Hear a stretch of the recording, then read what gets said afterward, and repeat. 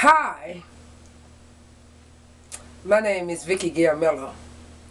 I'm the author of first edition published Doris Miller, a silent Medal of Honor, published in 1997 by Eakin Press. Second edition Doris Miller, a silent Medal of Honor, published in 2012. I'll be in the biography writing of Doris Miller, which is titled A Boy Named Doris, screenplay based upon both books. I'm going to try to orient on a skit I did in reference to the book that I authored, titled A Boy Named Doris. Sending our forces on the Empire of Japan, the United States was at peace with that nation, and at the solicitation of Japan was still in conversation with its government and its emperor, looking towards the maintenance of peace in the Pacific.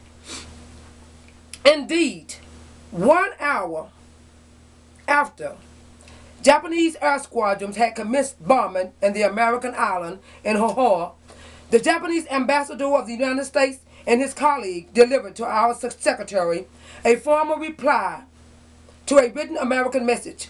The attack yesterday on Hawaiian Islands has caused severe damage.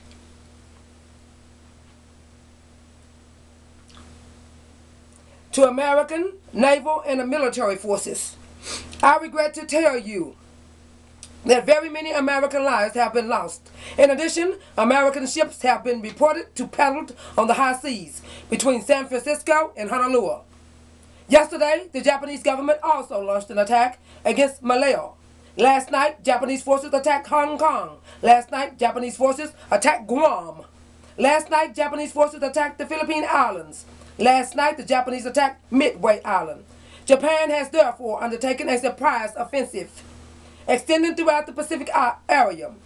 The facts of yesterday and today speak for themselves. The people of the United States have already formed their opinions and will understand the implication of the very life and safety of our nation. No matter how long it may take us to overcome this premeditated invasion, the American people and their righteous might will win through absolute victory.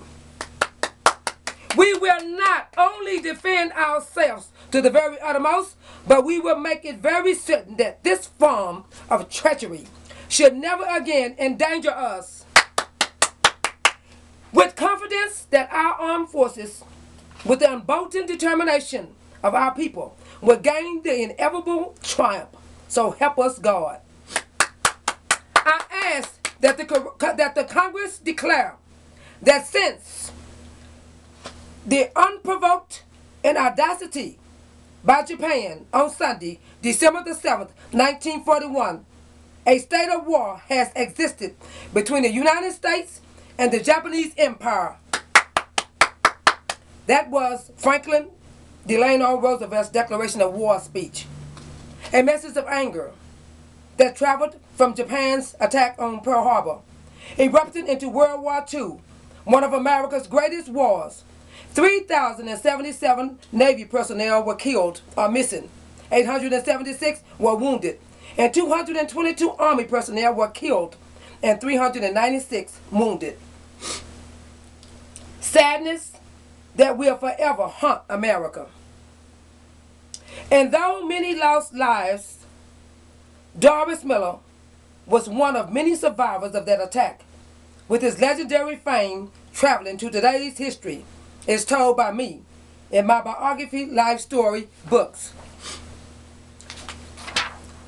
To mystery surrounding his true name is revealed in the dialogue of pages 12 through 30 of the 398-page screenplay.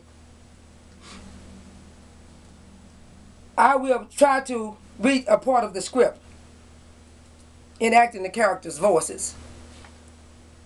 Kanye Sr. I told you that I want nothing but hard heads. And I told you that I want a girl. And it's just what this baby is. It's later after Connery leaves the farm during a storm and arrives back with the midwife, Miss Lily. It sure is cutting up out there. And with that cold settling in for a while, I thought we were going to wait until that sandstorm settled down out there before returning.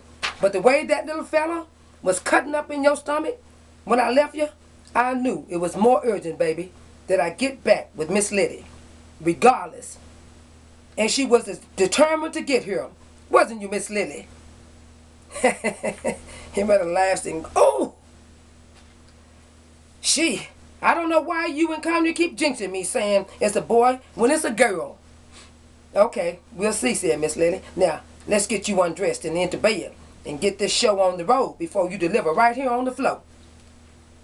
And Connery, you get that water to boiling. Seconds later, beyond long minutes of labor and pains from Henrietta, the midwife holds in her hand a newborn baby, with loud crying alerting the world of its arrival. It's a boy, just like I told you, and he's just kicking and screaming like he wants to fight the world.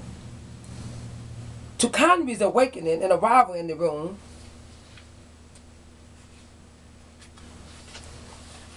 after brief words are passed between Connery and Henrietta, the midwife says, well, I can see that there's no problem with his lungs.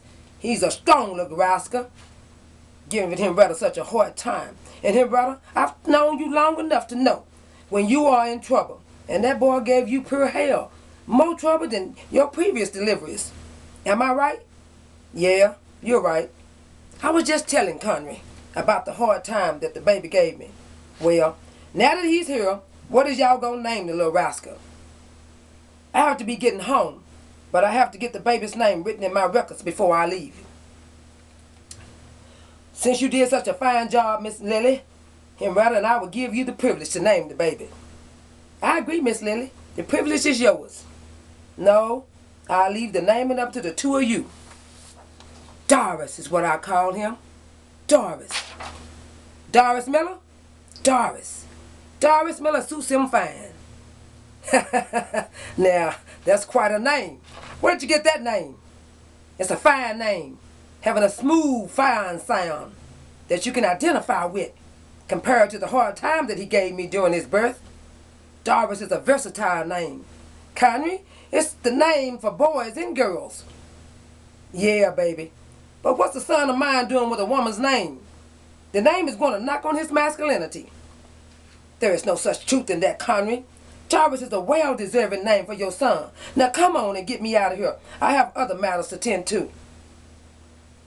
Doris is yours then. And a fine job you did delivering him, Miss Lily. Come on. I better be getting you on home before someone else be needing you. I'm leaving.